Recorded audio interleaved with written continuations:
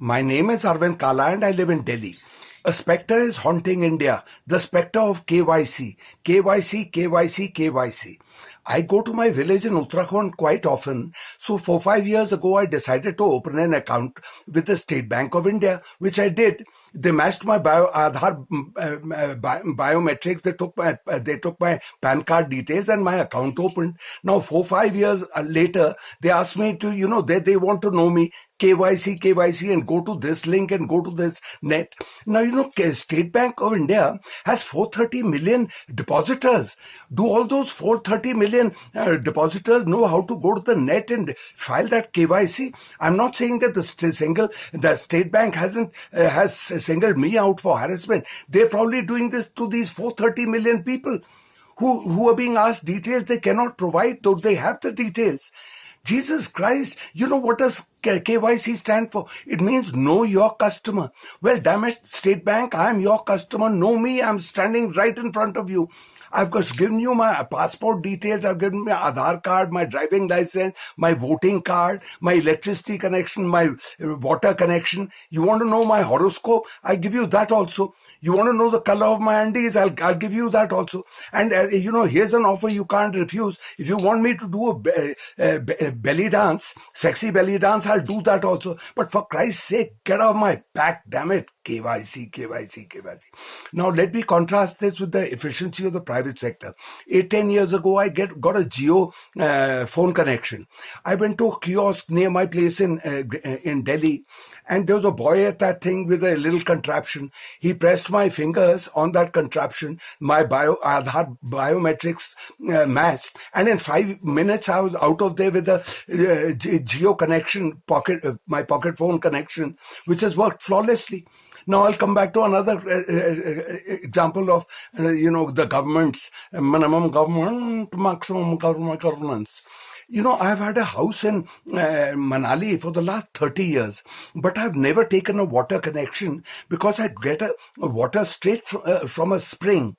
But this time, because of Mr. Modi's campaign that, one home, one water, one tap, I'm trying to get a water connection. And for 2 months, I've been kind of running around. It's another thing. I haven't been running around. I got a fellow, my man Friday in Delhi to do the running around.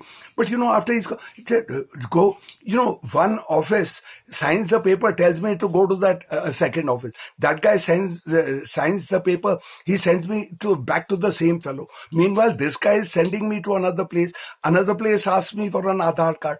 The fourth place is so on and on and on. So for a water connection, I have to go to 4 different offices in little cubby holes here, cubby holes there. I mean, you don't know what the hell is going on. I'm not saying that I'm being singled out for harassment, but on and on and on. And it's endless. The nightmare here is endless. I mean, my life is quite smooth, etc., because I've got a guy or two who do my work. But what about all these hundreds of thousands of tormented people? I'm not surprised that 163,000 Indians quit in Indian citizenship last year. 163,000. Indians will say, no, all quit. And you know what the figure in the USA is? It's just 5,000 Americans quit citizenship, for whatever, tax reasons or whatever. And here's 163,000. And, they go everywhere. That is what it is. Because life here is such a bloody nightmare. And I know the richest people, they're making plans, getaway plans, buy property in Spain or Portugal, gives you this entitlement, make your wife a citizen of, Dubai or, Malta or Montenegro or any of these places. Any place but this. And look at a guy like me. I've stayed all my life here.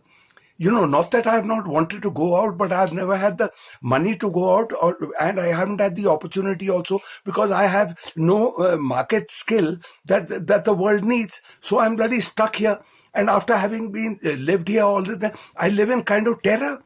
Who knows with this arbitrary government, who's going to get arrested, they'll say, you said this, you said that. Who knows? People are very, very unsafe. That's why This is shittiest country in this. Now they'll say, "Hey, we'll catch you for sedition. You're calling this place a shitty place." Well, what the hell, yeah?